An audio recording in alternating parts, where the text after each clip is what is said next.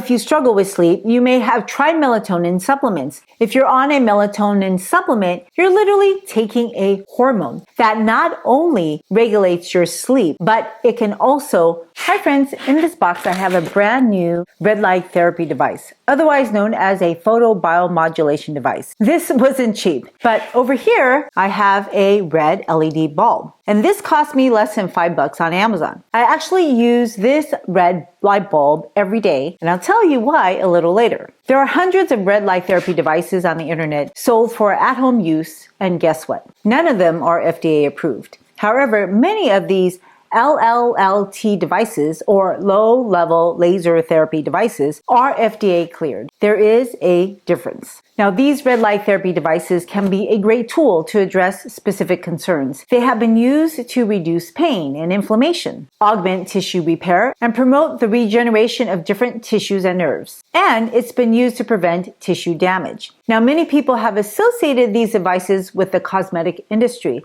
for the aesthetic treatment of fine wrinkles and photo-aged skin and scars. And this is called Photorejuvenation. But if you really look into the science of light therapy, there are far more health benefits than just pretty skin. Now, I think the medical field as a whole has underappreciated the impact of light and health. And it may be because a lot of light is free. And just like food, when something is free and abundant, literally in our face every day, we just don't quite appreciate the benefit. It's like you're running water. You don't realize the benefit of having plumbing until you don't have working plumbing. However, the aesthetic industry is forcing physicians to learn more about light therapy so that we can safely help guide its use. The application of light therapy goes way beyond aesthetics and red light. In fact, light is critical to have good mental health, sleep, metabolism, hormones, digestion, immunity, and to avoid infectious diseases. Now, laser was actually invented in 1960. And if you've ever played laser tag, well, that was first used by the military in the 1970s as a part of their training. The first laser toy was the Star Trek electronic laser toy invented in 1979. The first laser pointers were released in the early 1980s. And in 1997, the FDA warned that these laser devices could be more dangerous than staring at the sun. So if you're going to play laser tag, or if you have a laser pen, make sure that your kids have protective eye equipment and that you really need to supervise that laser pen. Any laser, even a toy laser, can cause tissue damage if not used with caution. And this includes LLT devices or red light therapy devices. But lasers can also be helpful too. About a month ago, one of my good friends suffered a retinal tear. That means a piece of tissue in the back of the eye that's separated from her eyeball. Now that piece of tissue helps you register vision.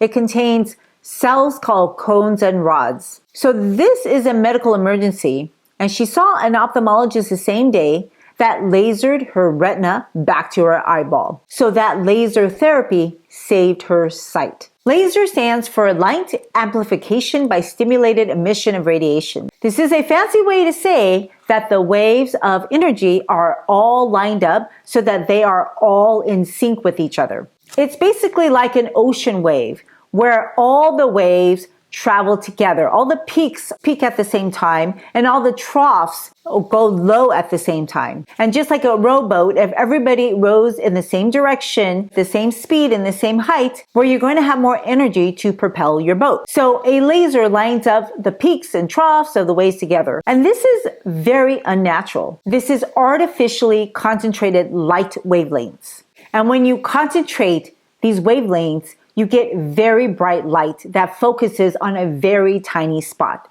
And just like high heels, a lot of energy concentrated in a very small area can cause damage. Or they can be used to perform delicate surgeries. They can also carry TV and internet signals. They are used in barcode scanners at the store. They are used in DVD players. You know, some of us know what they are. And they're used in laser printers. You can buy a laser flashlight and toys made out of lasers. So all these can be very powerful tools and can instantly cause damage to a person's eye, which can cause vision to deteriorate slowly and go unnoticed for days. So you don't want to directly look into any laser. Now, if you shine a laser at a metallic surface or a reflective surface, it can still be hazardous to anybody in the room because these lights can bounce off surfaces. And ultimately, this damage could be permanent. And this is another reason why you should always wear protective eyewear anywhere around a laser. If you're interested in getting a red light therapy device, then you probably have a specific health concern you want to address. Do you have thousands of dollars to spend? If so, you can go all out and get huge red light panels for tens of thousands of dollars. But if that's not your budget, there are red light devices that are less than $100, and there are lots of devices in between. Now, this one here is about $600. This device not only gives out red light, but it also gives out near infrared light. And we will go over how these two are different. So first, let's open this device. I believe this is like a stand. So when you buy a laser device, you can buy it with a stand because sometimes it may be difficult to hold. This is the stand that comes with this device, and I think you would just put it right here. This is like the arm that holds it. So let's look at the laser device now. So it comes with a protective case.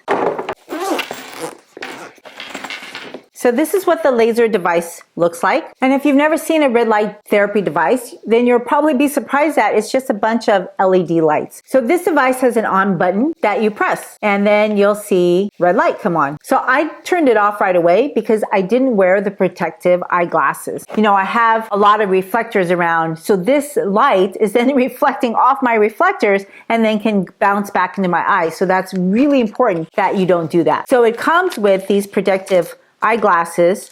Let me open it. And this is what it looks like. It's pretty dark. Like if you put this on, it's pretty black, right? You can't see through it. So you want to make sure that you don't just wear sunglasses, that you wear the eyeglasses that comes with your Lightbox device, because sunglasses won't be enough to protect your eyes. And of course, make sure you read the instructions that come with your red light therapy box, because you have to follow the instructions and you have to know all the little nuances to make sure that you use it safely. Now, the difference between this device and my red LED light bulb is the energy that this box emits. I purposely bought this low energy, cheap red light bulb for my health. And the first time I turned it on, my husband actually made fun of me and said the room looked like the red light district. Now, this may be the first time that you have heard of people using light for health, but I think you intuitively know getting some sunlight every day is good, but excessive sunlight can cause burns. And when I was younger, I would occasionally have a few pimples right before my menstrual cycle. It was usually one large pimple that just messed up my face. But I noticed that my pimple would resolve faster with less scarring when I got more sunlight. And of course, I was careful not to get sunburned. Later on, at the first inkling of an acne outbreak, I would spend more time outdoors, and it seemed to work. I was in fact doing photobiomodulation with natural sunlight, and it was for free. Now, the benefit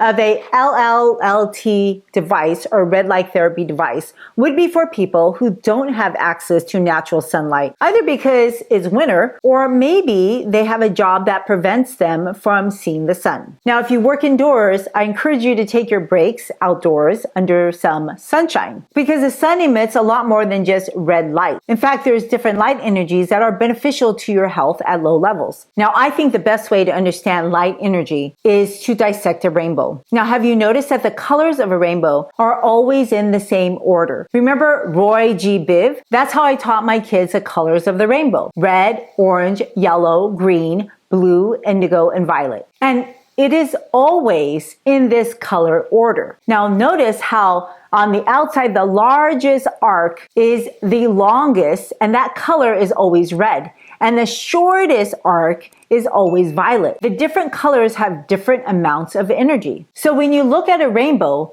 you're seeing part of that energy wave. And each of the colors have different wavelengths. So the green, blue, indigo, and violet lights are shorter wavelengths. Now, as we go outwards and up on top of the rainbow, the yellow, orange, and red have longer wavelengths. Your eyes can only see energy that creates waves in the visible light spectrum. Now, if you go beyond the red light wave, that is where you will find even longer wavelengths. And the first one would be infrared light. You can't see infrared light with your eyes, but it still has energy. And this is why infrared heaters work. Now, when you're outside under the sun emits all different types of light energy, from visible light to UV light to infrared light on your body. And these lights can be absorbed or reflected from your skin. They can also be absorbed in your eyes. And it turns out that the longer the wavelength of light, red light and infrared light, they can actually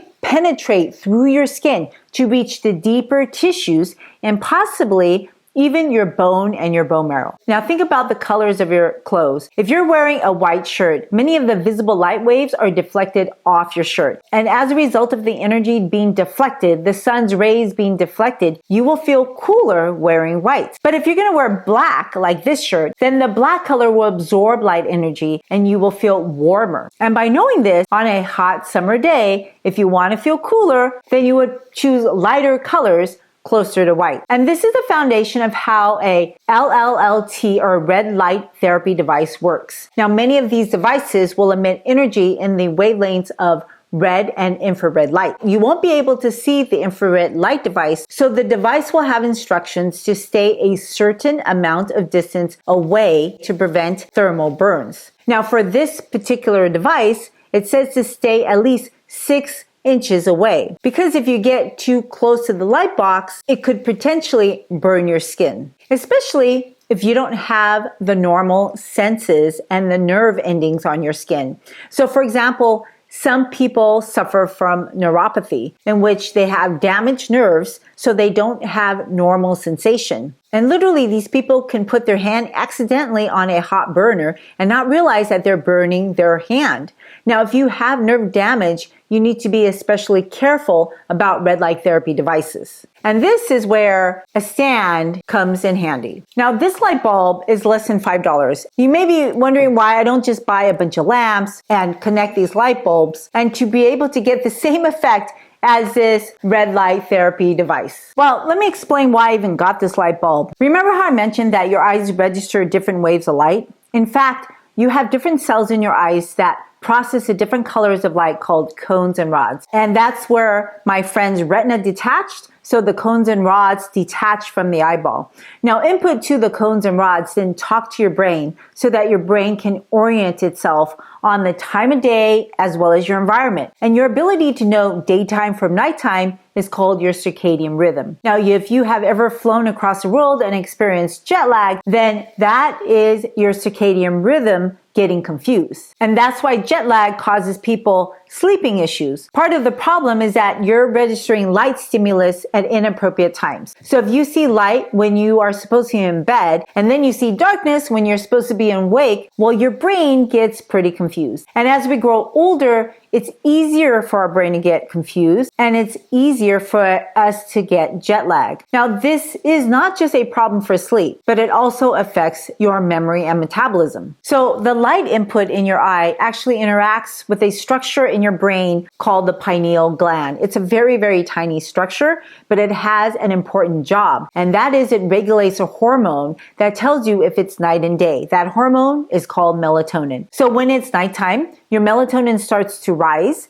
and when it's morning time or when you see bright light, your melatonin will decrease. So for me, when I'm working, I like bright light because it shuts down my melatonin and it wakes me up. This helps me concentrate. And so then I don't get as sleepy when I'm surrounded by bright light. But if you have bright light when you're supposed to be sleepy, well, now that's interfering with your ability to sleep or even to fall asleep. Now, if you struggle with sleep, you may have tried melatonin supplements. If you're on a melatonin supplement, you're literally taking a hormone that not only regulates your sleep, but it can also regulate your sex hormones as well as your insulin hormone. A rise in melatonin actually suppresses the release of insulin. And this is one reason why when you eat late in the evening or at night, you will have higher blood sugars. So melatonin is not a supplement without consequences, and you may not want to be dependent on it and to take it for prolonged periods of time. So please talk to your own medical provider to see if you really need it. It is estimated that 70 million people in America, they struggle with some kind of sleep disorder. So that means 1 in every 3 fellow citizens who are adults just don't get enough sleep. And nearly 40% of adults fall asleep during the day without meaning to at least once a month. This is not good because when you don't get enough sleep, or if you don't sleep well, you actually affect your immunity and your metabolism. This then translates into less longevity. Now, like most people, I'm not immune to sleep problems. And as a busy working mom, I have problems getting to bed because there's literally always something that I can do. I have a never-ending to-do list. And this is why I have a red light bulb. Every night at about 3 hours before bed, I turn this on after dinner. And this is because I have to work in front of the computer that emits blue light. So I'm trying to counteract light stimulus, the blue light stimulus, and having to be under bright light with this red light bulb. This red light bulb emits a low energy light to not disturb my melatonin secretion. Bright white light literally will suppress or turn off melatonin secretion. And studies have shown that if you work at night, it's best to dim those lights or have a low-lying red light with a long wavelength so that you reduce the interference of your body's natural hormone production. And it's not just melatonin that's affected, it's also the stress hormone cortisol. So red light doesn't stimulate the production of cortisol, and it doesn't inhibit the production of melatonin. That is how it's supposed to be at night. In the morning, when you're waking up, your body's cortisol rises and your melatonin decreases. So this red light bulb trains my brain to understand that it's nighttime for me. And many people have sleepy and metabolism problems, partially because we have artificially converted nighttime into daytime with bright fluorescent or LED white lights. And this is truly a problem for people who have prolonged hospitalizations.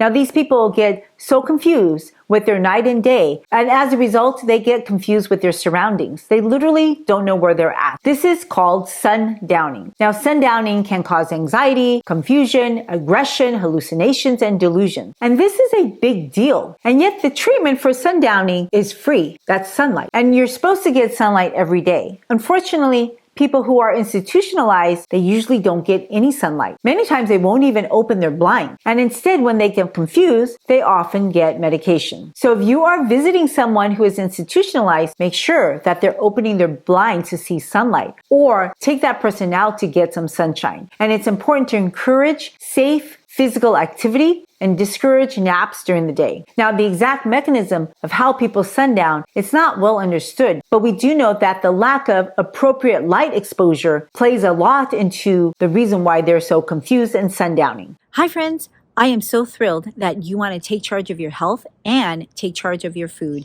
Now, I know nutrition can be complex, but it doesn't have to be. And I'm here to support you in this lifelong journey. So if you point your camera app to this QR code, it'll take you to a link for a free handout that I created just for you.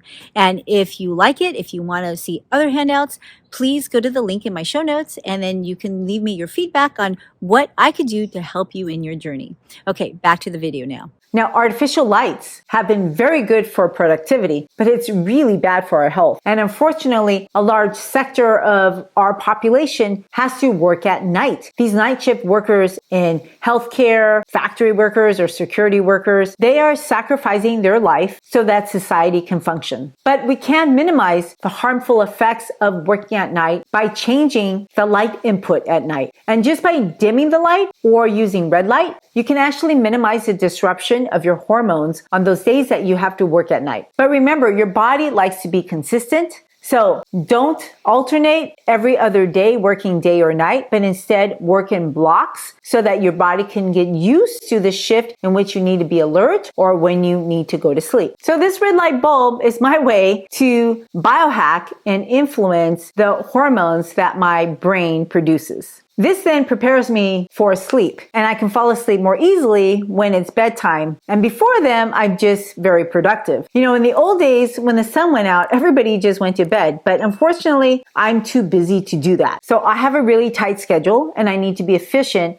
even when I sleep. So when I hit the sack, I want to fall asleep really quickly. And luckily, I've never struggled with that, but I do struggle with winding down to get to bed. So the red light bulb helps me feel tired. And what I'm doing is I'm changing the wavelength of energy input into my eyes. Now, I don't directly look at this red light. It just helps to light up my room. And I use it in place of bright white light. Again, when you blast bright white lights at night, you will be less tired, more energetic, and you may struggle with falling asleep. And this is again because you're changing your hormone levels. Melatonin levels will plummet. And this is why it's beneficial to use the dimmest light possible so that you can still be safe at night. And by promoting melatonin and suppressing cortisol, I'm really just helping my body relax. But like many people, I have a lot of work to do at night, and as a result, my health is compromised, especially because I'm in front of a computer screen radiating blue light into my face. Now, blue light doesn't necessarily harm my eyes directly. However, it does affect my circadian rhythm, which then can affect my sleep. Now, there's a few things that you can do with this. Number one, you can adjust the brightness. You can, two, use a smaller screen, or you can, number three, stand further away from your computer or your monitor or your smartphone so that the blue light is further away from your eyes. And number four, you can always shut off your device. Now, red light bulbs, they can be helpful to reduce jet lag as well. So if you're struggling with falling asleep, this may help you. And so some people actually travel with a red light bulb. And again, if you're spending a lot of screen time right before bed, remember that is blue lights interfering with your melatonin secretion. So you may want to shut that off a couple hours before it's bedtime. As a physician, I have to do e-charting and now I have to do YouTubing. So I spend a lot of time on the screen. Dimming my lights, using red light therapy bulbs, and avoiding my phone right before bed are just some of the things that I try to do to promote healthy sleep hygiene. But I can't just put a whole bunch of these bulbs together to use it as a red light therapy box because this doesn't really emit infrared light. And the wavelength of these light bulbs aren't exact. These wavelengths are between 620 and 660, but these LLT devices are made specifically to target specific red wavelengths for health promoting applications. And they also have infrared lights that extend from 750 to 1200 nanometers.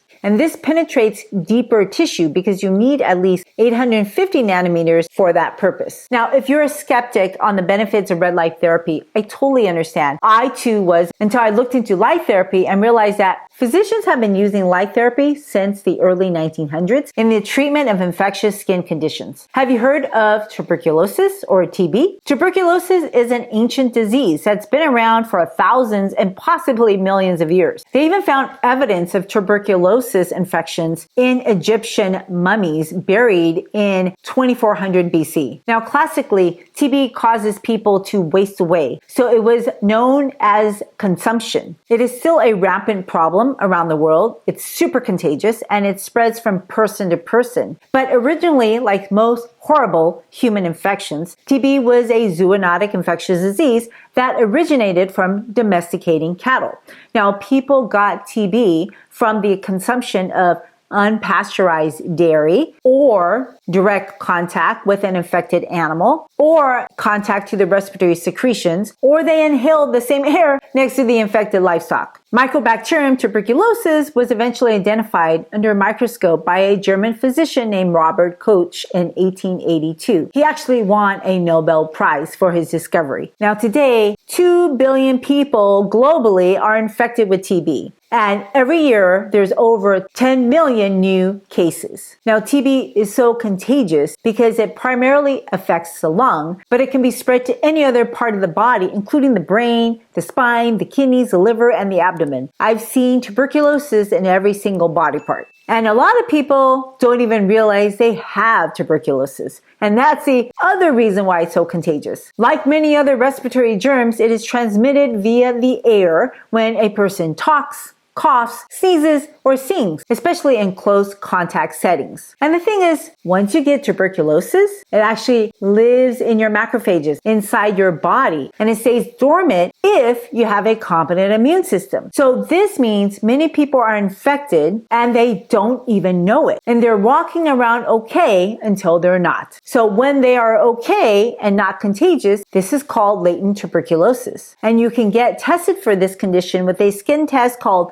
PPD or a blood test called quantiferon gold. Now, a positive PPD skin test or a positive quantiferon gold test means you have been exposed to tuberculosis. If this is the case, your doctor will ask you a series of questions and then send you for a screening chest x-ray. And if your doctor determines that your secondary screening does not support active tuberculosis, then he may offer you a treatment for latent tuberculosis. However, if there's any evidence that potentially you may have active tuberculosis, then it's really important that you quarantine yourself because you can potentially get a lot of people sick with tuberculosis very quickly. And it's also really important that you go get treatment because that tuberculosis can spread to other parts of your body. Now, there's a number of medications to take, and the medications require that you take it on a timely fashion every day. And it's really important that you don't skip any doses because when you skip doses, that's when the bacteria become drug resistant, and then the drugs that they're using will not have any effect. Drug-resistant tuberculosis then is more difficult to treat. So most of the time, TB is invisible. Nobody can tell you have it unless it infects your skin. This condition is called cutaneous tuberculosis or Lupus Vulgaris and is a chronic progressive skin condition. This is actually the most common form of skin tuberculosis. Now, oftentimes these lesions, they start off as small reddish brown bumps called apple jelly nodules,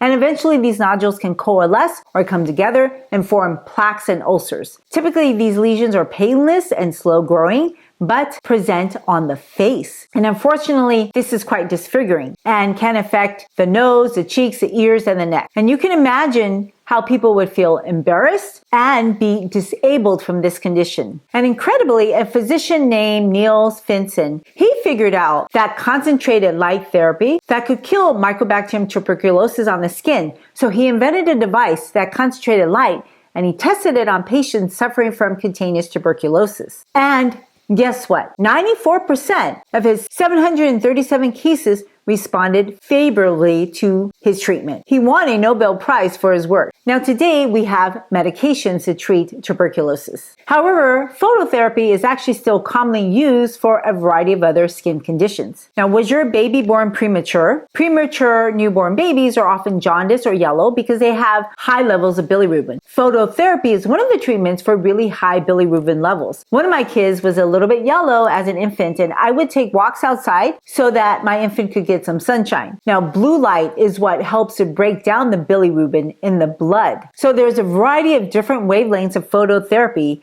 that are used to treat various conditions. And phototherapy is effective against eczema, psoriasis, vitiligo, atopic dermatitis, acne, mood, pain, inflammation, and sleep. And recently, the FDA approved phototherapy for age-related macular degeneration. Now, if you're interested in phototherapy for your eyes, please see an ophthalmologist. This is not something that you should biohack on your own and stare at a red light box, because the consequences of you doing the wrong light therapy can be irreversible blindness. Light can be very powerful energy waves depending on the color of the light or the wavelength. And we've talked about examples of how light has both direct and indirect health effects. And I mentioned earlier how looking at different lights can affect hormone levels in your body. And remember, these hormones are part of how your body communicates with one another. And so they affect your organs deep inside your body that would never see light, like your spleen. And that changes how your spleen interacts with the rest of your body. Now, I mentioned that infrared light can penetrate deep tissue. Infrared light, again, is not visible to the human eye, but it can be felt as heat. And infrared light has wavelengths ranging from 700 nanometers to 1 millimeter. And it lies just beyond the visible spectrum, the red light. And it's divided into three main regions: near infrared light, mid-infrared light, and far infrared light. And each of these have different applications. And because the human eye cannot register infrared light,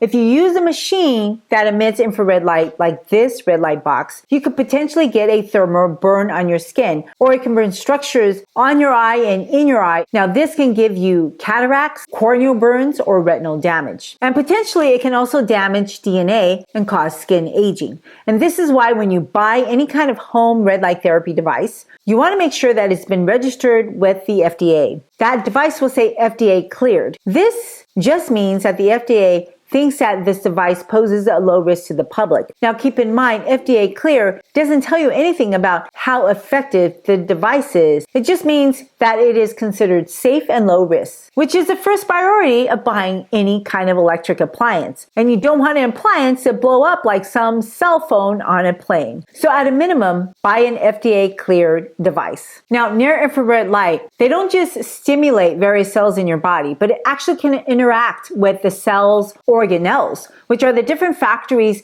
in the cells that allow the cells to thrive. And by changing the cell's organelles, you can wake up those cells or you can put them to sleep. And guess what? Infrared light has been shown to wake up organelles to give cells a new life. Do you remember the mitochondria in your biology class? We're beginning to learn that aging mitochondria is probably responsible for the many different acute and chronic diseases and why people can't recover from diseases. And in case you don't remember, the mitochondria is the organelle in your cells responsible to keep the lights on for the cells. It transforms nutrients in your food into chemical energy called ATP. And this is quite a complex process that is dependent upon a lot of different inputs, including sugar, fat, vitamins, minerals, and other phytonutrients. And it turns out that your mitochondria also needs light, but the light needs to be able to penetrate into the cell. So this is where the wavelength of energy is very important. If you don't have enough energy, you can't pass